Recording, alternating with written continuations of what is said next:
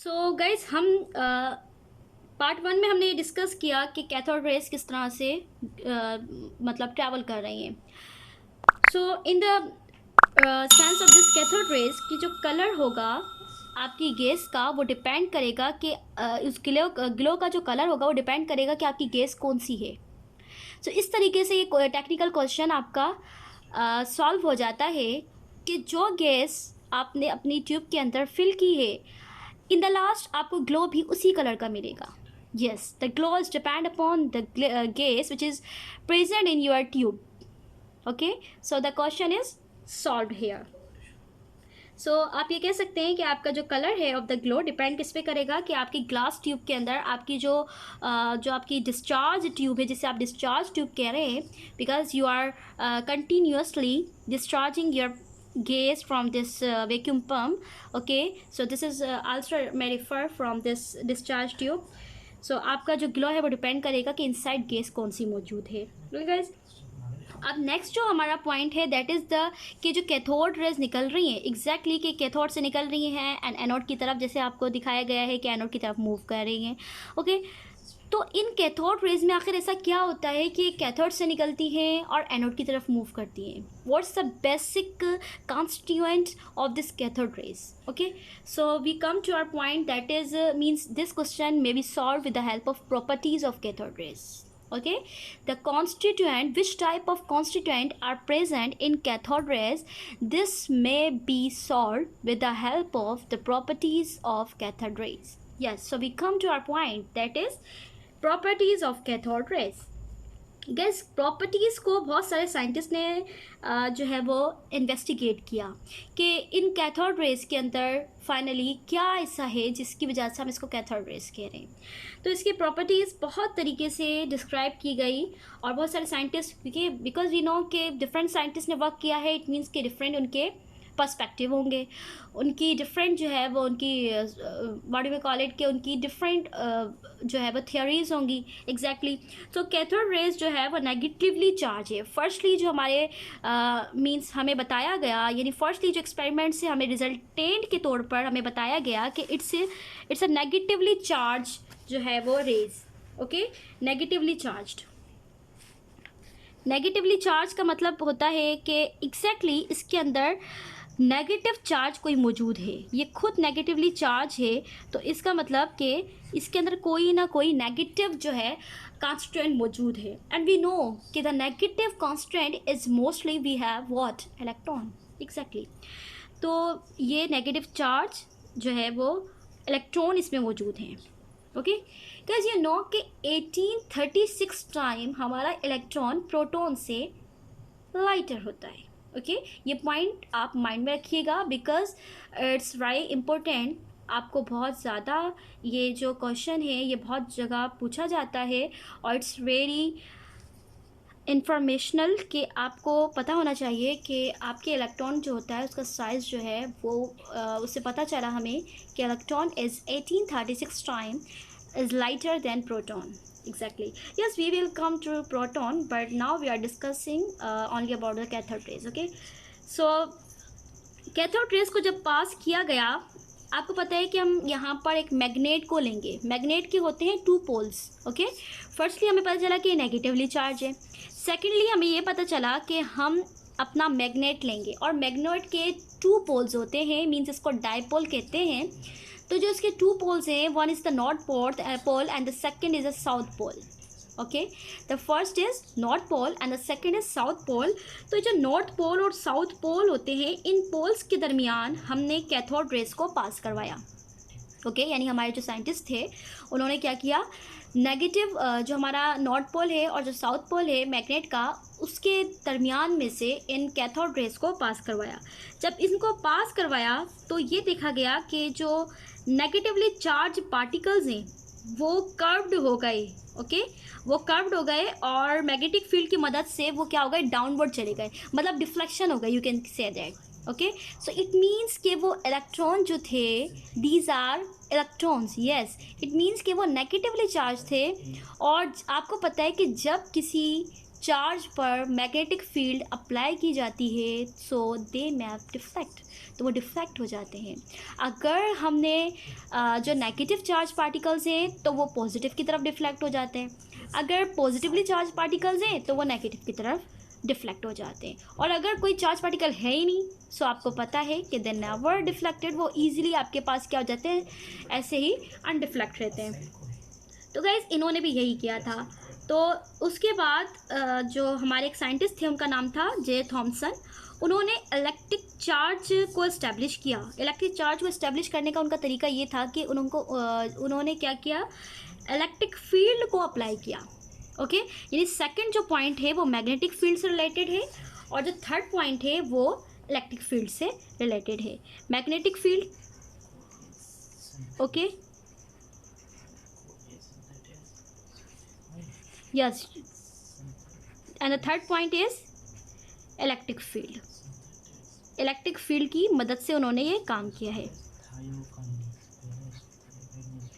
क्योंकि these are the main factor कि आपको पता होना चाहिए कि हमें कैथोड रेस की प्रॉपर्टीज़ की वजह से कैथोड रेस के कांस्टेंट की जो करेक्टरिस्टिक्स हैं वो पता चलेंगी। हमें ये पता चलेगा कैथोड रेस खुद ईजिली वे में हमें किस तरह समझ में आ सकती है, क्योंकि हमें ये तो पता है कि वो कैथोड रेस जो है वो कैथोड से निकलती है और एनोड की तरफ जाती है, लेकिन हमें ये नहीं पता कि उस कैथोड के अंदर है क्या। सो वो हमें ईजिली पता चल सकता है with the help of the properties of the constant, and constant की प्रॉपर्टीज़ से हमें कैथोड की प्रॉपर्टीज़ पता चलेगी। ओके, सो इस तरीके से इन्होंने इलेक्ट्रिक फील्ड को अप्लाई किया है। इलेक्ट्रिक फील्ड में भी यही हुआ, क्योंकि हमारे पास ये जो इलेक्ट्रॉन होते हैं वो नेगेटिवली चार्ज होते हैं, तो जैसे इलेक्ट्रिक फील्ड पास करवाई गई तो फ़ौरन से हमारे पास क्या हुआ है, डिफ्लेक्शन हुई है। होगा यही कि हमारा जो इलेक्ट्रॉन नेगेटिव है, इट मीन्स कि ये पॉजिटिव की तरफ जो है वो, पॉजिटिव प्लेट की तरफ जो है वो क्या होंगे, डिफ्लेक्ट हो जाएंगे।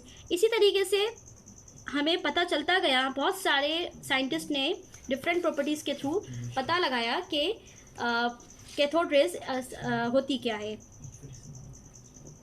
अगर इनके रास्ते में, कुछ साइंटिस्ट ने ऐसा किया कि इनके रास्ते में जब ये पास हो रही थी तो उस दौरान कोई ऑब्जेक्ट ला के रख दिया। जब ऑब्जेक्ट ला के रखा तो इसमें से शार्प शेडो प्रोड्यूस हुआ। ओके, सो इसी तरीके से सेकंड मतलब ये जो हमने फर्स्ट पॉइंट डिस्कस किया है कि नेगेटिवली चार्ज है, थर्ड सेकंड के मैग्नेटिक फील्ड है, और थर्ड इलेक्ट्रिक फील्ड के मुताबिक। नाउ द थर्ड पॉइंट जो हम डिस्कस कर रहे हैं कि अगर आप किसी ऑब्जेक्ट को इनके दरमियान में लाकर रख दें, जो फील्ड जो रेस जा रही है, तो उस ऑब्जेक्ट को उनके पाथ पे रख दें तो एक शार्प जो शेडो है वो प्रोड्यूस होता है। ओके, और जो नेक्स्ट पॉइंट जो हम डिस्कस कर रहे हैं गाइस वो ये है कि जब ये रेज निकलती है कैथोड से, तो इनको अगर आप चाहते हैं कि इनको एक जगह फोकस कर लें, तो इनको फोकस करने के लिए आप एक कॉनकेव कैथोड भी इस्तेमाल कर सकते हैं। यस, यानी कैथोड से निकलने वाली रे को आप फोकस कर सकते हैं with the help of concave cathode. Okay, concave के आपकी जो शेप है आपके कैथोड की वो कॉनकेव होना चाहिए, क्योंकि आपको पता है हमारे पास टू टाइप्स ऑफ मैनली होती हैं, उससे फिर हम और डाइवर्जेंस सिस्टम निकाल लेते हैं, यानी और हम उसकी ड्राइव सिस्टम निकाल लेते हैं कैथोड का, प्लेनो कॉनकेव, प्लेनो इस तरह से निकाल लेते हैं। लेकिन जो मैनली हम बात कर रहे हैं that is the concave and convex होती हैं, लेकिन यहाँ पर जो आपको कैथोड यूज़ करनी है दैट इज़ कॉनकेव। ओके, सो उसकी हेल्प से आप इजीली क्या कर सकते हैं, इसको फोकस कर सकते हैं। And the next point is कि जो ये रेज होती हैं ये स्मॉल थिकनेस भी होगी तो उसमें से इजीली जो है वो पास आउट हो जाती हैं। लाइक आपने अगर कोई एल्यूमिनियम ले लिया है, गोल्ड ले लिया है, तो उस फॉइल पे से भी ईजिली पास हो जाएगी, लेकिन उसके अंदर परफोरेशन काज नहीं करेगी। ऐसा नहीं है कि उसके अंदर बहुत सारे सुराख करके और फिर उसके अंदर से ये पास आउट होगी। विदाउट परफोरेशन ये ईजिली जो है वो उसमें से पास आउट हो जाएगी। ओके गाइस, तो इसकी बहुत सारी प्रॉपर्टीज़ भी हमें पता चल रही हैं इसी तरह से। तो कैथोड रेज आपने देखा कि मैग्नेटिक फील्ड हो या इलेक्ट्रिक फील्ड हो, ईजिली उसमें से क्या कर सकती है, डिफ्लेक्शन कर सकती है। तो हमें कोई मसला ही नहीं है, हम ये कह सकते हैं कि भाई वो चार्ज है तो मैग्नेटिक फील्ड हो या इलेक्ट्रिक फील्ड हो ईजिली उसमें से डिफ्लेक्शन करेगी। और बाकी जो भी है वो भी हमने डिस्कस किया। ओके गाइस, तो इस एक the one and the most important point we are discussing here कि ये मैकेनिकल प्रेशर भी एग्जर्ट कर सकती है, यानी इनके अंदर काइनेटिक एनर्जी भी होती है। ओके, तो जब इसके अंदर काइनेटिक एनर्जी है तो इट मीन्स कि मैकेनिकली किसी और पर प्रेस कर सकती है, उसको मैकेनिकली उस पर फोर्स लगा सकती है। ओके, नेक्स्ट जो पॉइंट है कि ये जो है वो डिपेंड नहीं करती कि आपका इलेक्ट्रोड जो है वो किस मटेरियल का बना हुआ है। ओके, डिपेंड नहीं करता कि आपका जो मटेरियल है, कैथोड को बनाने का मटेरियल या इलेक्ट्रोड को बनाने का मटेरियल, वो डिपेंड नहीं करता कि वो मेटल कौन सा वाला है, कौन सा मेटल है वो, ठीक है, डिपेंड नहीं करता कि कौन से मटेरियल से वो बनी हुई है। ओके, और इस चीज़ पे भी डिपेंड नहीं करता कि कौन सी गैस आपने जो है वो अपनी ट्यूब के अंदर फिल की हुई है। तो इन रेस का ये रेस जो है वो टोटल इंडिपेंडेंट होती हैं to the material of the electrode and secondly to the gas which is filled in the tube. Okay, next is के ये जो गैस होती है, यानी जो ये रेज निकल रही हैं, जिस जो गैस आपने फिल की है, इस इन रेज का टोटल इंडिपेंडेंट है उस गैस पर जो आपने उसके ऊपर उसमें फिल की है। ओके, इस तरीके से जो कैथोड रेज हैं इनके अंदर मौजूद होता है, यानी जब हमने इसमें इलेक्ट्रिक फील्ड अप्लाई की, मैग्नेटिक फील्ड अप्लाई की, तो हमें ये पता चला, और जब ये मैकेनिकल प्रेशर अप्लाई कर सकता है, तो हमें सब इन तमाम बातों से हमने एक रिजल्टेंट निकाला कि इनके अंदर इलेक्ट्रॉन्स होते हैं और इलेक्ट्रॉन का अपना चार्ज और एक उनका अपना मास होता है, यानी फिक्स्ड चार्ज होता है that can not very, and उनका फिक्स मास होता है दैट कैन नॉट वेरी, यानी फिक्स्ड है, वो टोटल फिक्स्ड है, वेरिएशन नहीं आएंगे उसमें। And you know what is the charge of electron, एक इलेक्ट्रॉन पे कितना चार्ज होता है गाइज, आपको पता होना चाहिए कि एक इलेक्ट्रॉन पे जो चार्ज है वो कितना है, 1.6 × 10⁻⁻19 कूलम। ओके, कितना है, 1.6 × 10⁻⁻19 coulomb. Okay, coulomb is the charge of what, electron. इसी तरीके से आपके पास मास कितना है, मास जो होता है वो होता है 9.1 10⁻31 किलोग्राम। ओके गाइस, एक और प्रॉपर्टी है जो कि इट्स वेरी नेसेसरी कि आपको पता होनी चाहिए, जो हमारे पास बेसिक है, कि इनके चार्ज टू मास रेशियो, यानी इन गैसेस को जब डिफरेंट डिस्चार्ज ट्यूब में टेस्ट किया गया, डिफरेंट डिस्चार्ज ट्यूब में इनकी प्रॉपर्टीज़ को पढ़ा गया, डिफरेंट इलेक्ट्रोड को यूज़ करके पढ़ा गया, तो तमाम एक्सपेरिमेंट से हमें उनका charge to mass ratio same मिला। ओके गाइज, यानी चार्ज टू मास रेशियो क्या होता है, means when we divide this charge to this mass we get some ratio, we get some value, this is called charge to mass ratio. Okay, यानी guys आपके पास ये question आ सकता है, if we have, yes it's very necessary कि आप इस क्वेश्चन को अपने माइंड में रखें, क्योंकि ये एंट्रेंस लेवल के लिहाज से बहुत नेसेसरी है। आपके पास प्रोटॉन है, इलेक्ट्रॉन है एंड न्यूट्रॉन है। Okay, if anyone asks to you which one have greater charge to mass ratio, so what should be your answer? Yes. Okay, we will discuss it in next video. Thank you so much.